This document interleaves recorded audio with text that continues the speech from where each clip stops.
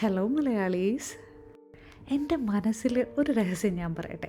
I believe the universe in our partner. പക്ഷേ ഓരോ വിവാഹത്തിനും മേക്കപ്പിന് പോകുമ്പോൾ ഞാൻ ചിന്തിക്കാറുണ്ട്, ഇവരെങ്ങനെയായിരിക്കും ആ കണക്ഷൻ മനസ്സിലാക്കിയത്? ഇത് നമ്മുടെ പാർട്ട്ണർ തന്നെയാണ് എന്നവരെ ഏത് മൊമെൻറ്റിലാണ് മനസ്സിലാക്കിയത് എന്ന് ഞാൻ ആലോചിക്കാറുണ്ട്. ഇന്ന് ഒരു ഹൽദി ഫങ്ഷൻ്റെ മേക്കപ്പിനാണ് ഞാൻ പോയത്. മേക്കപ്പ് ആർട്ടിസ്റ്റ് വിജിത സിസ്റ്റർ ആയിരുന്നു, സ്റ്റൈലിസ്റ്റ് വന്നിട്ട് അക്ഷര സിസ്റ്റർ ആയിരുന്നു. So it was a good experience. By the way കവിയാണ് എന്നെ സജസ്റ്റ് ചെയ്തത്. അങ്ങനെയാണ് ഞാൻ ഈ ഒരു ന്യൂ ടീമുമായിട്ട് വർക്ക് ചെയ്യാൻ വന്നത്. ഞാൻ എപ്പോഴും പോകാറുള്ളത് കവിയുടെ കൂടെയാണ്. അപ്പം ഇന്ന് ഞാൻ പുതിയ മെമ്പേഴ്സിൻ്റെ കൂടെയാണ് പോകുന്നത്. I forget the name. അക്ഷര.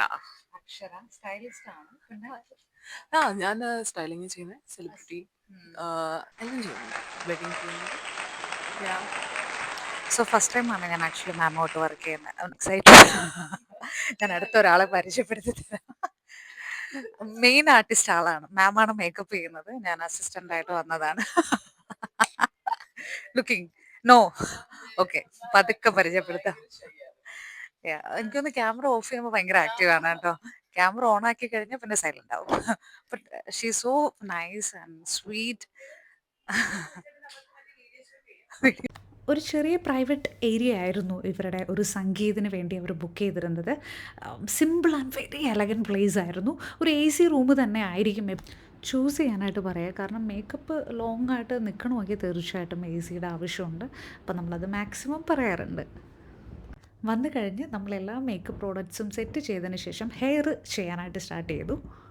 ഞാൻ ഹെയർ ചെയ്യുന്ന സമയത്ത് മാമും മേക്കപ്പ് ചെയ്യാനും സ്റ്റാർട്ട് ചെയ്തു. ഓഫ് കോഴ്സ് സ്റ്റൈലിസ്റ്റ് ആണ് തീർച്ചയായിട്ടും അവരുടെ ഡ്രസ്സുകളെല്ലാം അയൺ ചെയ്ത് സ്റ്റൈലിങ് ചെയ്യുന്നത്.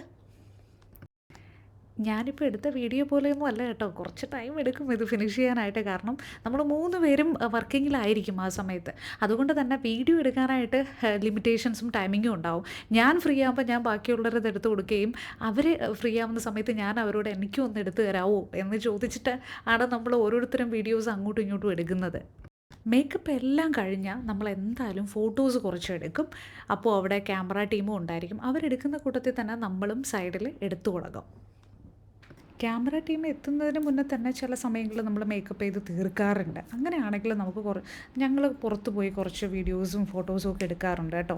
ഇത് ആക്ച്വലി നേരത്തെ നമ്മൾ ചെയ്യേണ്ട മേക്കപ്പ് എല്ലാം കഴിഞ്ഞു, പക്ഷേ ക്യാമറ ടീമും നേരത്തെ എത്തിയായിരുന്നു. അങ്ങനെ നമ്മളങ്ങ് ഒരുമിച്ച് അങ്ങ് എടുക്കുകയായിരുന്നു ശരിക്കും പറഞ്ഞാൽ. അവരപ്പുറത്തെ സൈഡിൽ നിന്ന് എടുക്കുന്നു, നമ്മളിപ്പുറത്തെ സൈഡിൽ നിന്ന് എടുക്കുന്നു, അങ്ങനെയായിരുന്നു. യൂബർ വന്നിട്ടുണ്ട്, തിരിച്ച് പോവാണ്. ബ്രൈഡ് അവിടെ നോക്കിയാൽ കാണാൻ പറ്റും. ഇതിപ്പോൾ പോവാനാണ്. ഫുഡ് കൗണ്ടറൊന്നും സ്റ്റാർട്ട് ചെയ്തിട്ടുണ്ടായിരുന്നില്ല. അതുകൊണ്ട് തന്നെ അവർ നമുക്ക് ജ്യൂസും മറ്റു കാര്യങ്ങളും റൂമിലേക്ക് എത്തിച്ചു. വളരെ സ്വീറ്റ് ആയിട്ടുള്ള ഫാമിലി ആയിരുന്നു കേട്ടോ അവരെല്ലാവരും. അങ്ങനെ എല്ലാം കഴിഞ്ഞ് എല്ലാം പാക്ക് ചെയ്ത് നമ്മൾ യൂബർ ആണ് ബുക്ക് ചെയ്തത്. യൂബർ വന്നു, എല്ലാം എടുത്തു വെച്ച് നമ്മൾ തിരിച്ച് റിട്ടേൺ പോയി. കല്യാണ ചെക്കൻ്റെ ചേച്ചിക്കും അമ്മയ്ക്കും മേക്കപ്പ് നെക്സ്റ്റ് ഡേ ഞങ്ങൾക്ക് തന്നെ ആയിരുന്നു. അതുകൊണ്ട് തന്നെ നമുക്ക് രാവിലെ അവിടെ എത്തേണ്ടതായിട്ടുണ്ട്. അപ്പം നമ്മൾ അവിടെ നിന്നെല്ലാം കഴിഞ്ഞ് ഇറങ്ങി. അപ്പോൾ അടുത്ത് നെക്സ്റ്റ് ഡേയുടെ വീഡിയോ അപ്ലോഡ് ചെയ്യാം കേട്ടോ. ഫുട്ടേജൊക്കെ വളരെ കുറച്ചേ എനിക്ക് എടുക്കാൻ പറ്റിയിട്ടുണ്ടായിരുന്നുള്ളൂ. അതുകൊണ്ടാണ് പെട്ടെന്ന് തന്നെ വീഡിയോ തീർന്നത്. അപ്പോൾ ശരി, നെക്സ്റ്റ് ഡേയിലെ വ്ളോഗ് ഞാനിടാം. ബൈ മലയാളീസ്. അത് കുഴപ്പമില്ല, പൊക്കോട്ടെ, ആ വഴി പോവാത്. ഞാൻ അതിൽ പോവാളാണാ ഞാനിവിടെ നിൽക്കുന്നത്. അപ്പൊ ആ ആളല്ലേ